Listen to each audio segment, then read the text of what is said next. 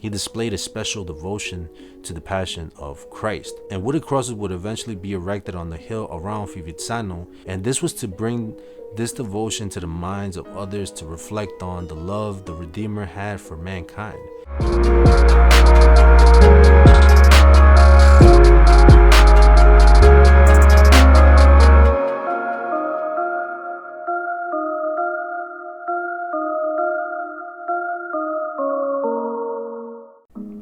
And let them first pray together, that so they may associate in peace. This quote is from Saint Benedict of Nursia. What is up, familia? If this is your first time on the channel, welcome. In today's video, we will continue the series of They Inspired Me. If you are not sure of what I'm referring to, I will link you all with the series of videos going back to the saints and now with the blesseds. And just a friendly reminder, if you're interested in seeing more videos on the faith, vlogs, 4-minute videos, and or living the faith in the city, consider subscribing below and hitting the bell icon to be alerted when a new video drops. And also hit that like button to support us here on the channel. Today's gospel inspiration is, I can do all things through him who strengthens me.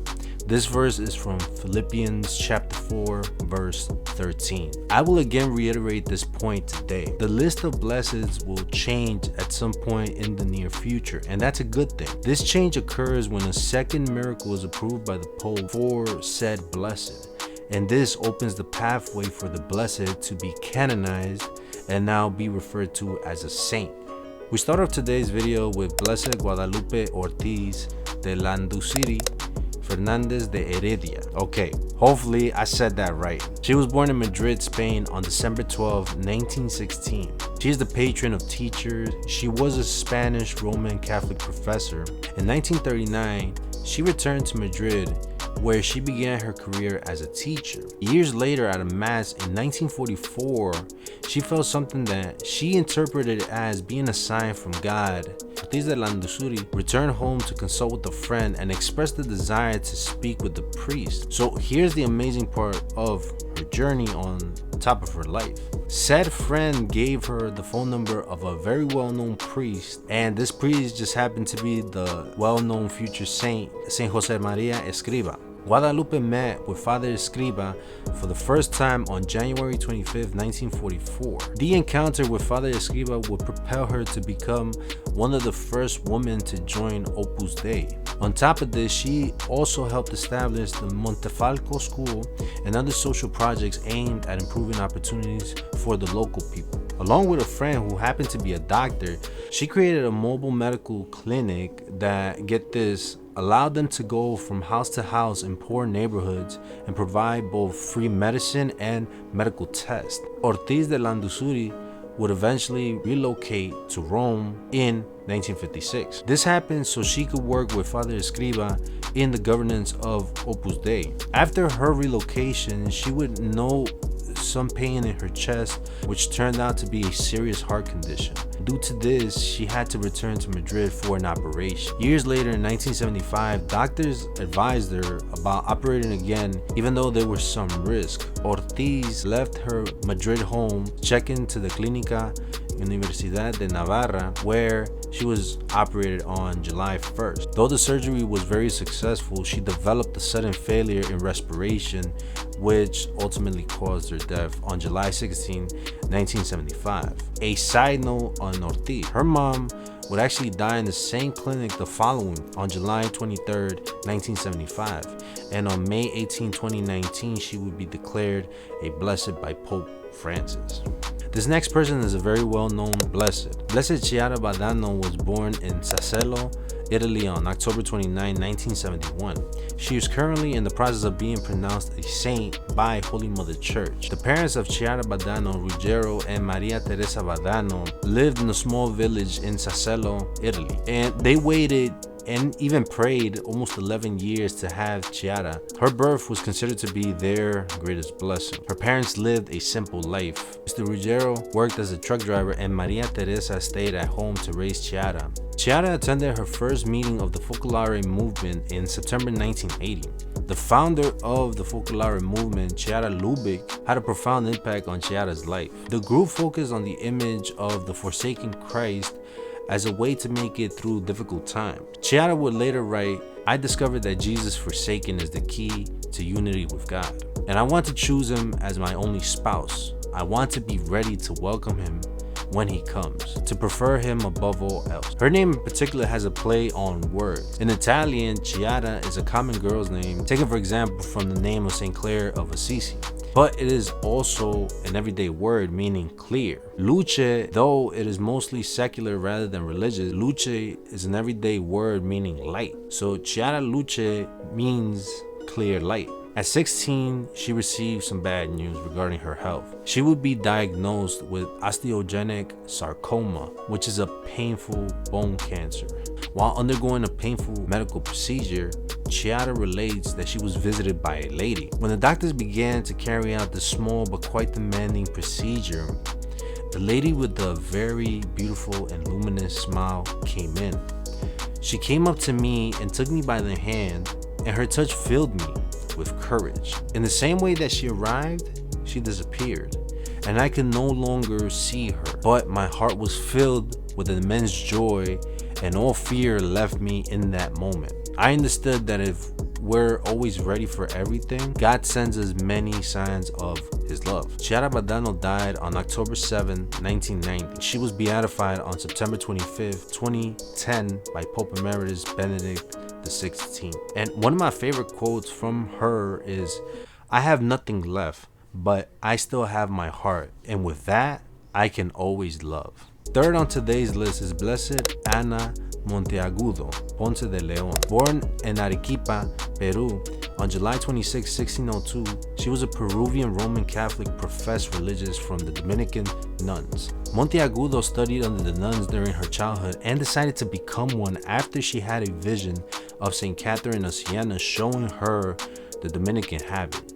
While she was very motivated to following the religious life, her parents made a concerted effort to dissuade her from following this path, but that wouldn't stop her. She continued to pursue that path until she was inducted as a member of the Dominican nuns. She was noted for her holiness. She held leadership positions due to her wisdom and the esteem that others had for her. In a particular moment of her life, she had a vision of King Philip IV of Spain, who was a secular Dominican himself. And this apparition was after his death in 1665, where he asked for her intercessory prayers, later revealing to her that he had entered heaven 3 days after his death following her prayers. She had a big devotion to St. Nicholas of Tolentine and beheld a vision of the Blessed Virgin Mary, the saint, and a multitude of angels where the saint showed her purgatory. She died in 1686 and her remains were interred in the convent where she resided for the majority of her life. She was beatified on February 2, 1985 by Pope St. John Paul II. Blessed Irene Stefani was born in Anfo, Brescia, Kingdom of Italy on August 22, 1891. She was a nun and a member of the Consolata Missionary Sisters. She is the patron of Nairi and the Consolata Missionaries. She assumed the name Irene upon entrance into that order and became a missionary in Kenya. Stefani joined the Consolata Missionary Sisters in June 1911 and became a professed member of that order on January 29, 1914, prior to the beginning of the First World War. Stefani served as a nurse in Kenya and became well known. She was held in such regard among the people because she served so much, and this earned her the nickname Niña Wata, which translates to Mother of Mercy. During World War I, she served in hospitals to tend to the wounded soldiers and other wounded in the conflict. On August 20, 1916, she was appointed as a Red Cross to assist carriers who were forced to march exhaustingly in the African terrain. In 1930, Stefani contracted a disease from one of the patients she was treating. She would lose a considerable amount of weight, grow weaker, and on October 31st, 1930, she would succumb to the disease. Stefani was beatified on May 23rd, 2015 by Pope Francis. And one of my favorite quotes of her is, "With the help of Mary Most Holy, I will love charity more than myself." When one loves really, one does not feel fatigue and everything becomes possible. possible. We wrap up today's video with Blessed Angelo Paoli. Born in Argigliano in the Grand Duchy of Tuscany on September 1st, 1642, he was an Italian Roman Catholic priest and a professed member from the Carmelites. Paoli became known as the father of the poor, and this was due to his strong charitable outreach towards those who were the vulnerable of society, the poor and the sick, for which he received praise from a number of cardinals and other prelates while living in Rome. This extended to his friend Cardinal Giuseppe Maria Tomasi and to Popes Innocent XII and Clement XI offered him the cardinalate, which is to become a cardinal. But in his humble way, he refused because he feared that he might not be able to spend as much time with the poor. On November 27, 1660, he was admitted into the Carmelites at the convent of Serignano in Fivizzano along with his brother Tommaso. Two brothers returned home for several months before receiving the habit in Fivizzano, and then decided to go to Siena to the convent of San Nicola for the novitiate. Paoli would assume the religious name of Angelo in honor of his father. He displayed a special devotion to the Passion of Christ, and wooden crosses would eventually be erected on the hill around Fivizzano, and this was to bring this devotion to the minds of others to reflect on the love the Redeemer had for mankind. Paoli will often say, whoever loves God must go to find him among the poor. Pope Clement XI was pained to learn of Paoli's death, and in a letter to the order, he dubbed Paoli the father of the poor. Angelo Paoli died on January 20th, 1720, and he was beatified on April 25th, 2010 by Pope Emeritus Benedict XVI. Make sure you stay tuned for next week's video as we continue the list of blesseds you need to know about. Question of the week: which blessed's life stands out to you from today's video? Let me know in the comment sections down below.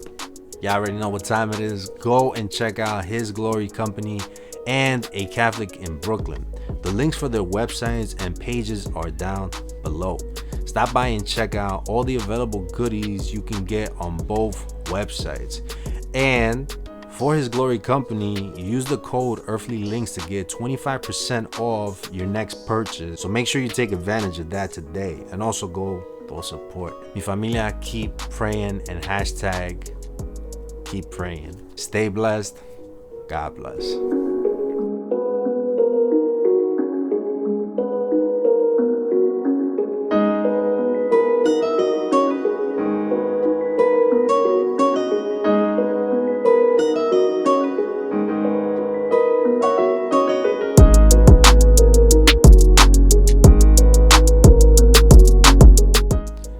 Thank you again for stopping by and checking out today's video. Make sure you check out these other videos over here and hit the subscribe button right here. I will see you in next week's video.